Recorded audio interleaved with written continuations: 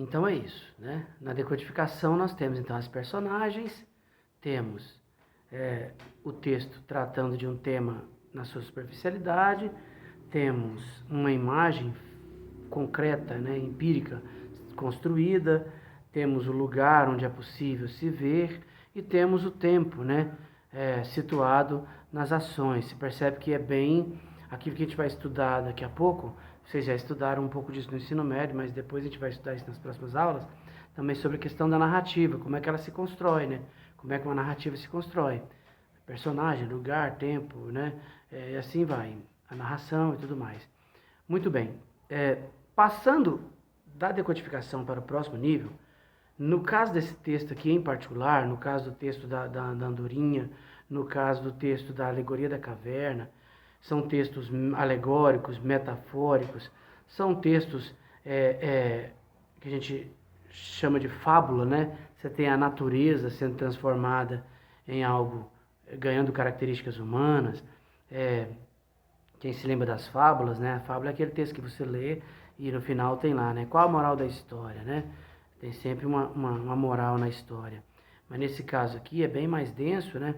Então a gente tem uma situação em que é preciso chegar ao entendimento do texto para depois chegarmos à compreensão do texto.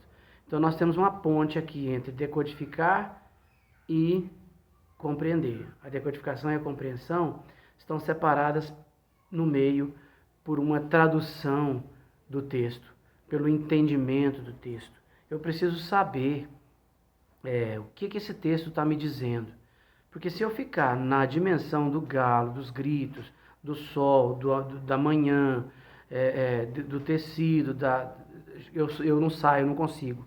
Eu vou ficar patinando e a minha leitura não sai. A minha compreensão não vem. Eu interpreto, mas interpreto sem base de compreensão e por isso é uma interpretação vazia, muito solta. Eu preciso interpretar depois de compreender. E entender, eu estou mostrando para vocês aqui que entender não é compreender. Entender é um pouco antes. O entendimento ele é mais raso, ele é mais genérico. O entendimento é mais geral, certo? A compreensão é analítica, ela é precisa, ela é densa, ela é profunda, certo? Compreensão é análise, viu, gente? Se vocês forem pegar uma parente, assim, uma palavra mais parente, mais próxima, mais parecida com compreensão, a análise é a palavra mais próxima de compreensão. O entendimento é um pouco antes, certo? Muito bem. Para nós entendermos, então, o texto, precisamos traduzir ele. Quem que é esse galo? Ora, chegamos à ideia, então, de que esse galo é o ser humano. O galo somos nós, o galo é o homem, né? São as pessoas. O que é tecer? Tecer é construir, é fazer alguma coisa, produzir algo, né? Isso é tecer. O que é manhã? Aquilo que vai nascer, aquilo que está, então, por vir. É o futuro, algo que vai surgir ainda. O galo começa a gritar à meia-noite, mas só vai nascer amanhã ali perto das 6, 5 alguma coisa, 6. Então ele só vai ver o dia nascer depois de muito tempo em que ele está construindo aquilo que ele vem construindo no seu decorrer da madrugada ali. Então o futuro nasce a partir de uma construção, né, densa, mais profunda. Quem são os outros galos? Ora, se o galo é o homem, é a pessoa, os outros galos é o outro homem, as outras pessoas, é o nosso interlocutor, as pessoas com quem nos relacionamos, aquilo que está aqui no nosso dia a dia, aqui, esse processo de interação, né? Os outros galos estão aí. O que é o grito? O grito é a maneira como o galo tem de trabalhar, né? Então o grito é a ação, o grito é o trabalho, o grito é a atitude, o grito é a maneira como o galo trabalha, como ele age, como ele tem a sua atitude. O texto fala sobre os fios de sol dos gritos de galo, né, que vão surgindo lá no horizonte.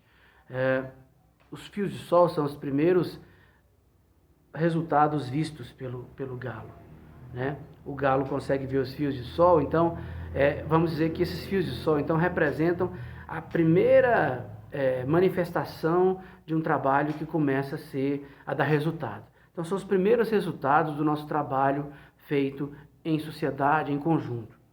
O que é teia tênue, que o texto fala, né? Vai construindo primeiro uma teia tênue. Ora, teia é esse tecido, né?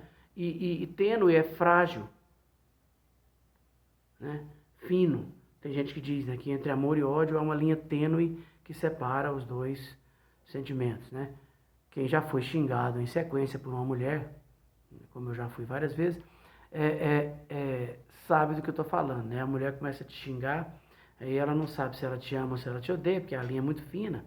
Aí ela fica assim, né? Seu safado, cachorro, sem vergonha, vagabundo, por que você está fazendo isso comigo? Aí ela já passou pro lado dela já, né? Ela tá te xingando, de repente ela volta para ela, porque ela já pulou, né? A linha do ódio que ela tava te xingando, pro amor que ela tem por você.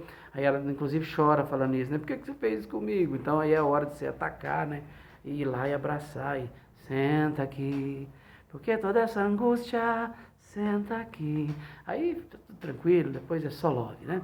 Mas voltando ao texto aqui, depois dessa bobagem, a teia tênue é um tecido fino, delicado, frágil, correto? O que é encorpar em tela? Encorpar é ganhar corpo, né? É ganhar forma. Eu, por exemplo, fiquei assim depois de muita academia, né? Levantamento de copo de coca e arremesso de asa de frango. Então, assim, muito exercício para chegar nesse patamar que eu cheguei. O encorpar em tela é se tornar mais visível, mais concreto, mais perceptível, aquilo que nós temos mais condições de ver o seu resultado. Depois o texto fala sobre a criação de uma tenda, né?